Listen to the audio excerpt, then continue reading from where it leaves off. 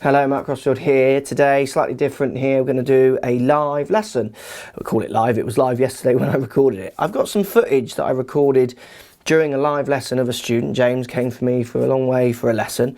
I've got his launch monitor details here as well, so his numbers, if you like. I'm going to show you how I changed his action and his shape of shot and his perception of how to hit the ball in a live situation. I think it'd be quite an interesting one to see, rather than maybe thinking of definites that you get maybe from a YouTube video, like a generalized, you must do this or that. I think what you might notice from this is how kind of specific it is to the player, and how I'm using whatever tools I can, whatever sentences, to make this player hit the numbers so they can go out and function and hit a functional shaped shot either way. Let's show you what I mean. Let's get stuck in.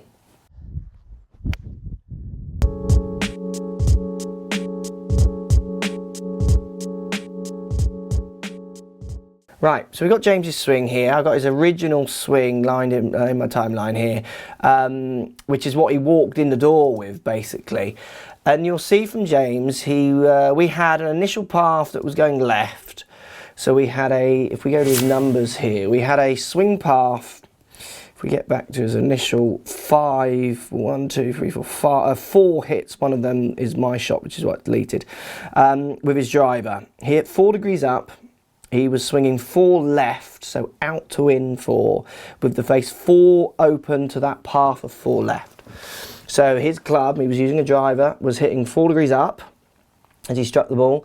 The club was travelling 4 degrees up and to the left as well, 4 left, so out to in as people would call that, as he struck the ball. But the face was 4 degrees on average open to that upwards and 4 left path. So he would tend to hit shots that would start on this grey line, so 0, which is where his face was pointing pretty much, averaging. So he was swinging 4 left, but his face was 4 open to that path, so that makes his face 0 to target. So his ball would start 0 to target, and then it would move off to the right. He was complaining of not being able to control his drives and losing a lot off to the right. He also had quite a heel-based strike. If we go to his first set of drivers here, you're going to see his strike was quite low in heel, and he complained of low heely, kind of low cutty strikes as well. So what we did with James is we changed a few things. First thing, I changed his setup. So I changed where his shoulders were positioned. He had his shoulders open. He had the ball a long way forward in his stance, which then made him reach over with his grip to reach the ball. And he also aimed up the left as well. We moved him in a position, so I moved his ball, which to him felt too far back, and I moved his stance to point a bit more to the right, shoulders, hips and feet, which to him made him feel like he was aiming miles right. Bear in mind, he struggles with the ball going to the right, so this is really playing with his emotions. He doesn't like this. And then I asked him to hit a few shots, and he did. And we got another set of data numbers here, which we can show you here. A second set of drivers here are the pink ones, I think. Yes. Driver 2, sorry, the green ones here. And what we did is we moved his path 1.4 into out straight away. So within seconds, he's 4 left, and we've moved his path 1.4 into out. Now, he didn't feel like he'd changed his swing at all. I just changed his setup. So he couldn't believe, for someone who tried to hit from the inside for so long, how his path could move so instantly. He obviously struggled with face to path control when he hit 1 degree into out, because his face is now 5 open to the 1 right path. So the face is 6 open to target, so he was hitting big blocks. So I gave him another feeling to try and control the face while set up in this way. So ball which was inside his left heel rather than almost off the left kind of little toe on his setup. So way too far. I'd moved it back into a better position for him. We changed his setup. That changed his path, but we needed to give him a feel for his club face. So I asked him to do the locky flick. So I asked him at the bottom to try and feel like the club head was catching up with the hands or even overtaking. Feel like he was flicking it forwards rather than just pulling the handle through. Now that's something that he kind of thought, well, that's not a good thought. You're not meant to flick, and so on and so forth.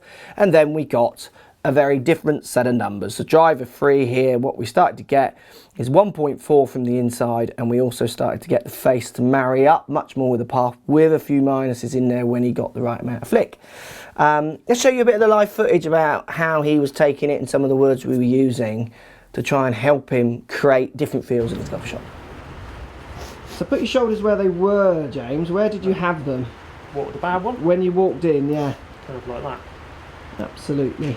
I would say even more, yeah, you're more that way now. Yeah. So feeling like your shoulders are closed. But I would say your shoulders, if you put your shoulders back to where you were, that's good. Now push the ball a good 3 inches forward in your stance again, like you had it. So come towards me with your feet. Remember you had, yeah. Sorry, look at it. So that now in turn makes your shoulders point even more. Yeah, yeah, exaggerates it more. Off to the left, suffering from a path which is why I was left. struggling to do that. Correct. Because it felt like. Well, you can't from back there, because you're going to feel like you're going to hit 20 up and miss it. Yeah, yeah, that's exactly what it felt like. So by changing that setup, yeah, God, it's changing your path. So there. So the biggest thing that you're not quite latching onto is it's actually your ball position is the only thing that's the massive change. It's the key thing, isn't it? Yeah. Yeah. And then the rest of your body fits into that neater ball position. And then the other thing that you really feel strange is dropping this shoulder back. That's it. Like that. That's it. When you're ready.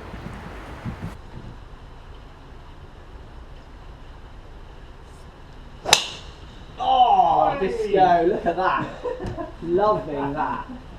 It's a high draw. I'm happy with that. Oh. Okay. Yeah, I mean, I'm done. Here you go, look. You've got 1.5 face, path is 1.5 into out. Face is half degree close to that path. You've got your strike nearer the toe and middle. High bombing draw, 13 degree spin axis left. 12, nearly 13 degree launch. Obviously not real balls, which is why that spin number is bigger, but that's just boom-tastic. So you there, in your mind, let's go, you've got the ball too far back, you're aiming too far right, and you're flipping the arse off it at the bottom, which is all things that if we were to go on to YouTube, or they're all incorrect, aren't they? But they're relative to you. They're statements that to you make you hit good numbers. This is where people are saying, you said at the start, I need to, what's the right way to swing, or what's the right way to stand? What's the correct stance, I think you said.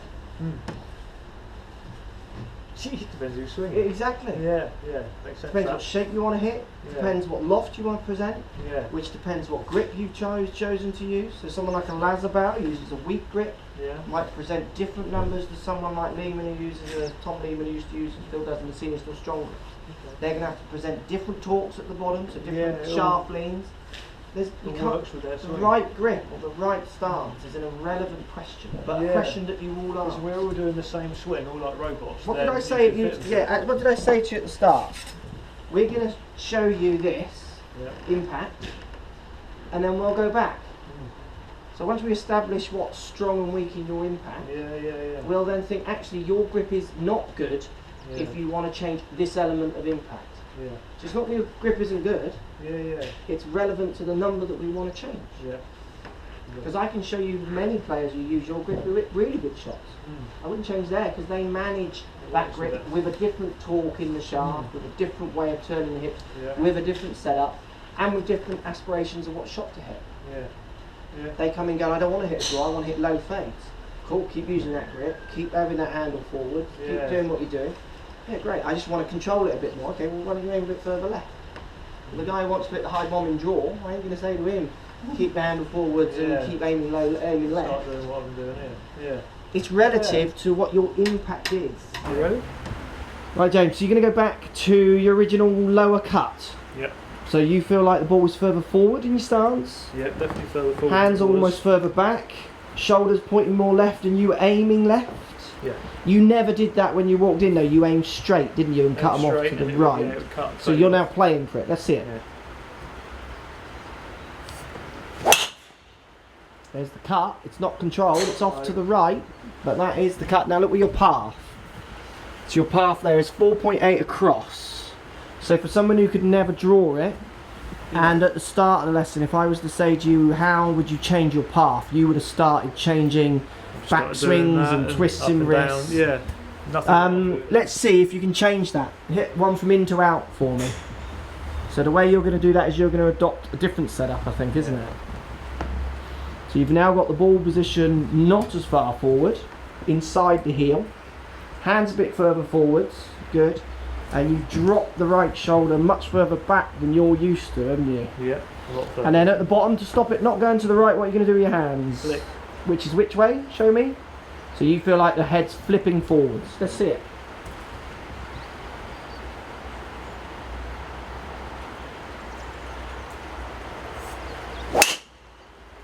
heel strike? Yeah, heel. Okay.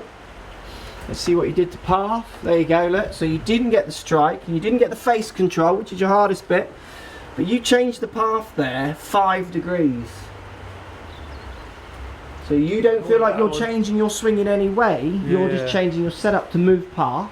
Yeah. We're changing where you hit the ball on the old hoop. Yeah. You've just got to get the face control and the strike to work with it, which is practice. Right. Yeah.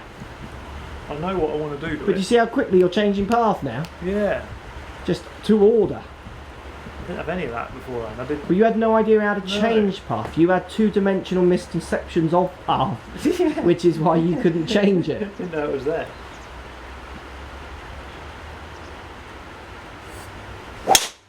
Yeah, that's drawing.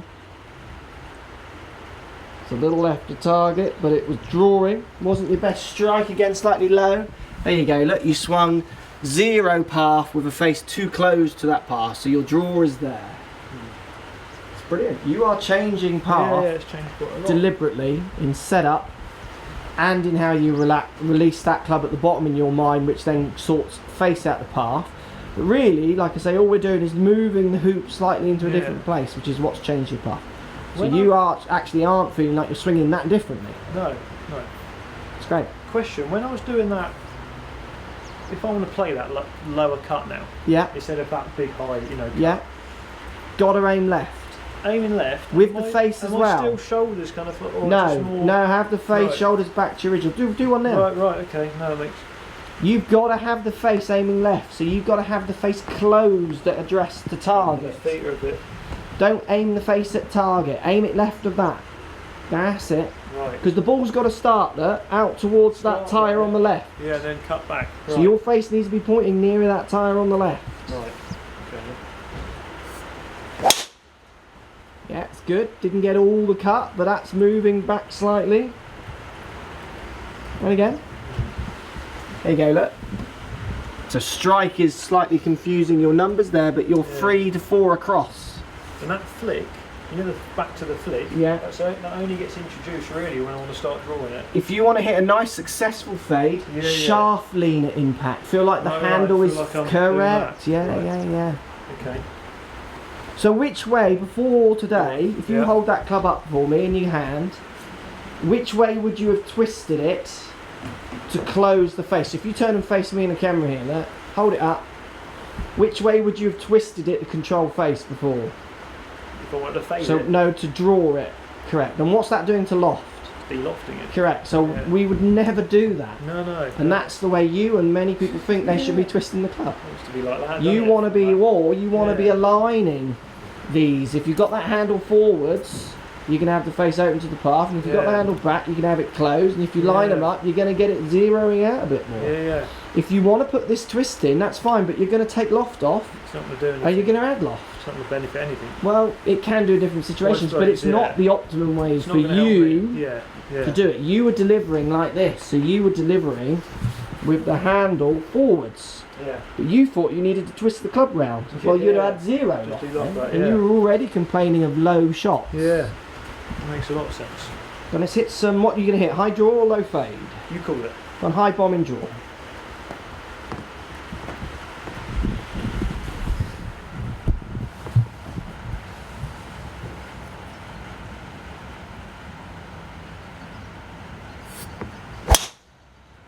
Yeah, high bombing draw. And you could have the confidence to start that further right. Yeah, I could do now. Yeah. Right guys, so you can see there, I had to really play with James's kind of perception of what is right and wrong. And this is so common for lessons for me at the moment for golfers. The question is never about if I can get them to improve. I've got data I can back up and show you how people are hitting more functional shots. It's more to do with trying to break down their misconceptions of what path is and how you control face. So many people think path is to do with swinging around your body or up high on your body to hit from out twin. So they're talking about high hands and low hands, so kind of what they think is playing that relates to path, which doesn't. And so many people's conceptions of how to control the face. So many people think they've got to turn it around that axis to get the face closing if their face is open to a path, and all that does is compromise. That's twisting. which compromises loft, rather than if not many people are thinking about if they're hitting with the handle forwards and the face is pointing to the right, or hitting with the handle backwards and the face is pointing to the right. It's only using this dimension. And when you change people's ideas and understanding of how the club is talking into the ball, which twists are being used and not used, you can transform their data, their numbers, their shots, their control within seconds. Interesting one. I hope you enjoyed that. Let me know what you think. Post comments down below. I'll try and do a few more as I go. Obviously, the customer has to agree. They're paying for this lesson, so not everyone wants to be published all over YouTube. James was willing to take part, which I thank him for. Post comments, let me know what you think down below. Do you like this kind of video or not? I'd be interested to hear. And also, is this something that you're getting in your lessons, or you're getting very different kind of performance? I'd love to hear what you think this kind of style lesson sounds like to ones you've had in the past. Post comments, speak to you soon. Thanks for watching. So if you like what's going on here, don't be afraid to subscribe to the channel. Also thumbs up the video, post comments, love to hear what you guys got to say. Let's keep it social. The more we talk, the more we share, the easier this game will get for everybody. So if you want to find me on Facebook here, you can find me on Facebook. If you want to tweet me, find me on Twitter here as well. Just follow the links, all in the description. Come and join the show, get active, get involved, get playing some better golf. Thanks for watching.